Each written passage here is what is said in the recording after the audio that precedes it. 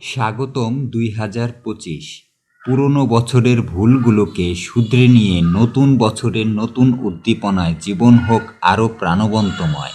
প্রিয় বন্ধুরা, গ্রামীণ সংস্কৃতি আমাদের জীবনের একটি অবিচ্ছিন্ন অংশ।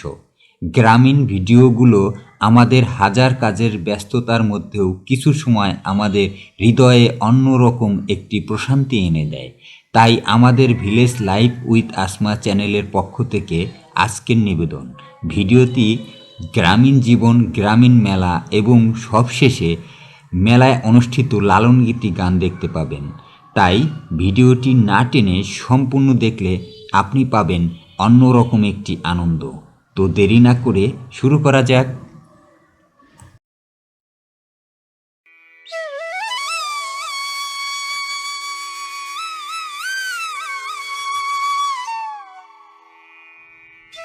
প্রিয় বন্ধুরা, আসসালামু আলাইকুম। আজকের বিকেলটা সত্যি একটু অন্যরকম। শীতের কোমল হাওয়া আর সূর্যের সোনালী আভা মিলে এক অনন্য পরিবেশ তৈরি করেছে। আমার সামনে ফসলের মাঠ আর মাঠে সোনালী সরিষা ফুলগুলো সারা পৃথিবী বুলিয়ে দেয়। এ যেন ছবির মতো দৃশ্য। আমার চারপাশে শুধু হলুদ আর হলুদ, আর বাতাসে ভেসে আসছে হালকা শীতল তাজা গন্ধ। গ্রামের জীবনের সহজ সরলতা আর প্রকৃতির অপার সৌন্দর্য যেন একাকার হয়ে গেছে। শীতের শুরুতে গ্রাম বাংলার এক বিশেষ ঐতিহ্য হচ্ছে মেলা। মেলায় লালন গীতি, ধর্মীয় গান, নাটক সহ নানা সংস্কৃতির প্রতিফলন ঘটে। মেলার মাঠে মজাদার খাবারের দোকান সাজানো থাকে, আর আশেপাশের মানুষ একত্রিত হয়ে মেতে ওঠে। এই মেলা শুধু আনন্দেরই নয়, এটি একটি মিলন মেলা, যেখানে সবাই একসাথে আসে, আনন্দ করে। আমাদের বাড়ির পাশে এমন একটি মেলা প্রতি বছর অনুষ্ঠিত হয়। বন্ধুরা, আমিও একটু পরে মেলায় যাব, আর যাওয়ার আগে আমার মুরগিগুলোকে খোয়ারে রেখে যাব, কারণ আমার মেলা থেকে ফিরতে রাত হবে।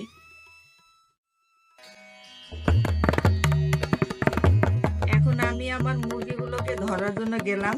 গিয়ে দেখি ওরা বাড়ির পেছনে ঘাস পাতা খাচ্ছে, আর আমাকে দেখে বাড়ির দিকে দৌড় দিল। আমার মোরগটা খুব দুষ্টু আর পাজি, ওকে সহজে খোয়ারে উঠানো যায় না। একবার দেখি সবগুলো বাগানের দিকে গেল, আমি গিয়ে দেখি তারা সেখানে নেই। আবার গেলাম আমার ঘরের পিছনে, সেখানে গিয়েও পেলাম না। এদিকে আমাদের বাড়ির সামনের রাস্তা দিয়ে অনেক মানুষ মেলায় যাওয়া আসা করছে। বাচ্চারা বেলুন হাতে বাঁশি বাজাতে বাজাতে যাচ্ছে। আমার খুব আনন্দ হচ্ছে, আর ভাবছি আমি কখন যাব মেলায়, কারণ মেলায় অনেক মজার মজার খাবার পাওয়া যায়, আমার পছন্দের খাবার। ভাবতে এখন জিভে পানি এসে যাচ্ছে। আর এদিকে আমার মুরগিগুলো আমাকে সেই হয়রানি করাচ্ছে, দৌড়াদৌড়ি আর ছোটাছুটি করাচ্ছে, কিছুতেই ধরা দিচ্ছে না। এত দুষ্টু আর পাজি, আমি হয়রান হয়ে গেছি, আর পারবো না। তারপর ভাবলাম ওদেরকে রেখেই চলে যাই, সন্ধ্যা হলে ওরা একাই ঘরে চলে আসবে।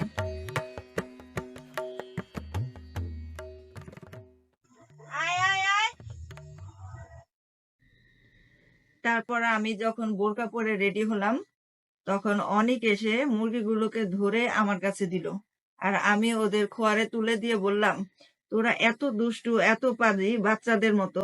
বাচ্চারা যেমন সন্ধ্যা হলে খেলা ছেড়ে সহজে ঘরে আসতে চায় না, তোরাও ঠিক তেমন। প্রতিদিন আমাকে ওদের জন্য এরকম হয়রানি হতে হয়। তারপর আমি ওদের খাবার পানি পাল্টে দিলাম, আর একটু খাবার দিয়ে দরজা বন্ধ করে দিলাম। এবার আমি নিশ্চিন্তে মেলায় ঘুরতে পারবো। এদিকে আমাদের বাড়িতে মেহমান চলে আসছে একসাথে মেলায় যাওয়ার জন্য, আর আমিও তৈরি হয়ে গেলাম। আগে আমার ঘর তালা দিলাম, তারপর খড়ির ঘরটা তালা দিয়ে দিলাম। আমাদের গ্রামে কিছু ভদ্র মহিলা আছে যাদের অন্যের বাড়ির জিনিস না বলে নেওয়ার অভ্যাস আছে। এদের থেকে সাবধান থাকা ভালো। যাওয়ার সময় দেখি আমার নানা পাতা পরিষ্কার করছে, কারণ এখানে নানা ঘাস বুনে গরুকে খাওয়ানোর জন্য। আমি পেছন থেকে গিয়ে লুঙ্গি ধরে টান দিলাম, বললাম, নানা, মেলা থেকে বউ আনবো, তুমি জামাই সেজে বসে থাকো।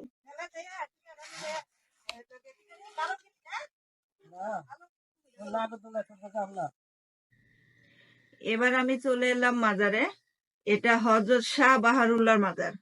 এই মাজারের উপলক্ষেই মেলা, তাই মাজার জিয়ারত করে আমি মেলায় প্রবেশ করলাম।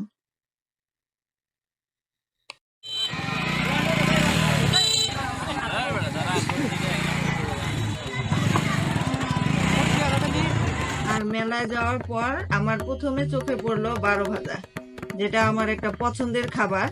এটাতে চিড়া, মুড়ি, ছোলা, চানাচুর, কাঁচামরিচ, পেঁয়াজ, সরিষা তেল আরো নানা মশলা দিয়ে তৈরি ঝাঁঝালো খাবার, খুবই মজার। আর এটাকে আমাদের এখানে 12 ভাজা বলে। ছোট বড় সবাই পছন্দ করে এটা।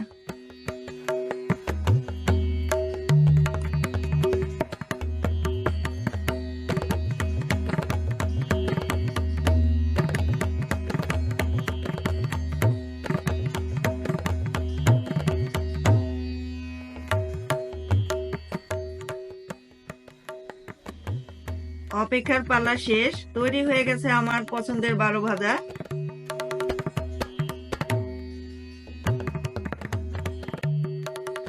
ঝটপট মুখে ভরে দিলাম স্বাদটা নেওয়ার জন্য। দেশি পেঁয়াজ আর সরিষা তেলের ঝাঁজ আর মশলার অসাধারণ ঘ্রাণে মনটা ভরে গেল। এক কথায় অসাধারণ।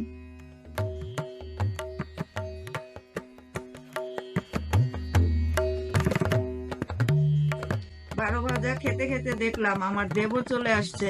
অনেক দিন পর দেখা। ও শহরে চাকরি করে। আমার এই দেবরটা খুবই ভালো, বড়দের খুব সম্মান করে ও মানে। আর ও খুবই লাড্ডু। ওর জন্য লাল টুকটুকে একটা বউ খুঁজছি।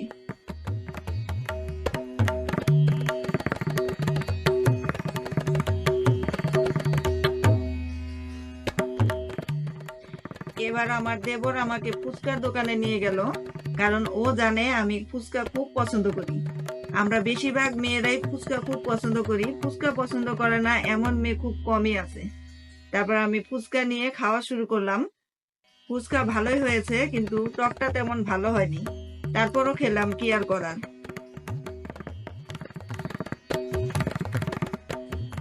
তারপর আমরা চলে গেলাম আচারের দোকানে। বন্ধুরা কি বলবো, আচার আমার এত পছন্দ, আমার খুব ফেভারিট। আচার দেখলে আমার জিভে জল চলে আসে, আমি লোভও সামলাতে পারি না। আমার দেবর বলছে, ভাবি কোনটা খাবে? আমি বুঝতে পারছি না কোনটা আগে নিব, কারণ এটা হচ্ছে চানমিয়া ভাইয়ের বিখ্যাত মজাদার আচার। এখানে অনেক আইটেমের আচার আছে, সবগুলোই লোভনীয়। তাই কোনটা ছেড়ে কোনটা নিব। আমি আর দেরি না করে চালতার আচার দিয়ে শুরু করলাম। কি যে মজা! তারপর আমি 3-4 রকমের আচার প্যাকেট করে নিয়ে নিলাম বাড়িতে গিয়ে খাওয়ার জন্য।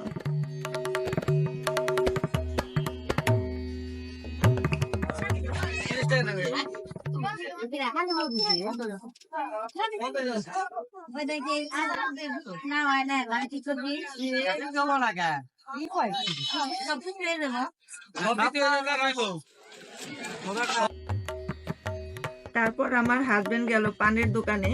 সে নাকি পান খাবে, নানা রকম মশলা দিয়ে তৈরি মিষ্টি পান। সে মিষ্টি পান খাচ্ছে, আর এদিকে আমি খেলনার দোকানে গিয়ে মাটির খেলনা দেখছি। এগুলো দেখে আমার ছোটবেলার স্মৃতিতে হারিয়ে গেলাম। ছোটবেলায় আব্বুর হাত ধরে মেলায় গিয়ে এসব খেলনা কত কিনেছি, কত মজা করতাম, নাগরদোলায় চড়তাম। কোথায় হারিয়ে গেল সেই দিন। এখন মনে হয় ছোটবেলায় ভালো ছিল। ছোটবেলার স্মৃতি মনে করতে করতে হঠাৎ করে দেখি আমার হাজবেন্ড আমার মাথায় ফুলের ব্যান্ড পরিয়ে দিল। আমি তো অবাক, আমার খুব ভালো লাগলো।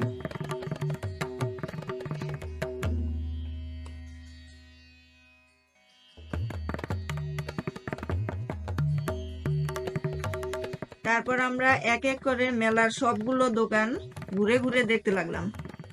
মেলায় আছে কসমেটিকের দোকান, ও দোকানে আছে মেয়েদের ভ্যানিটি ব্যাগ, কানের দুল, গলার মালা, চুড়ি, আরো আছে বাচ্চাদের খেলনা, রং বেরঙের ফুলের টব। আরো আছে বিভিন্ন ধরনের খাবারের দোকান, বার্গার, ডিমের চপ, টিকা, স্যান্ডউইচ, নানা রকমের খাবার। এদিকে আছে মিষ্টি, সন্দেশ, আমিত্তি, মুরব্বা। যার যেটা পছন্দ সে সেটা কিনে খাচ্ছে বা বাড়ির জন্য কিনে নিয়ে যাচ্ছে। আর এদিকে গরম গরম পেঁয়াজু ভাজা হচ্ছে। পেঁয়াজু আমার খুব পছন্দ। শীতের এই সন্ধ্যায় গরম গরম পেঁয়াজু ভাজা দেখতে যেমন লোভনীয়, তেমনি খেতেও মজা। মেলায় ঘুরতে ঘুরতে চলে এলাম গান শুনতে। এখানে এসে দেখি আমার শাশুড়ি ও ননাস তারা গান শুনছিল, কিন্তু আমার ননাসের ছোট মেয়ে খুব বিরক্ত করছিল। সে কিছুতেই থাকবে না, তাই তারা বাড়ি চলে গেল। আর আমি বসলাম গান শোনার জন্য। লালন সঙ্গীত আমার খুব ভালো লাগে। আপনাদের কার কার ভালো লাগে জানাবেন। আর আমি আজকে এখানেই বিদায় নিচ্ছি। গানটা সম্পূর্ণ শুনে যাবেন কেমন লাগলো আজকের এই ভিডিওটি। কমেন্টের মাধ্যমে অবশ্যই জানাবেন এবং লাইক সাবস্ক্রাইব করে আমার পাশে থাকবেন। দেখা হবে নতুন ভিডিওতে। সবার প্রতি অনেক ভালোবাসা রেখে বিদায় নিচ্ছি। আল্লাহ হাফেজ।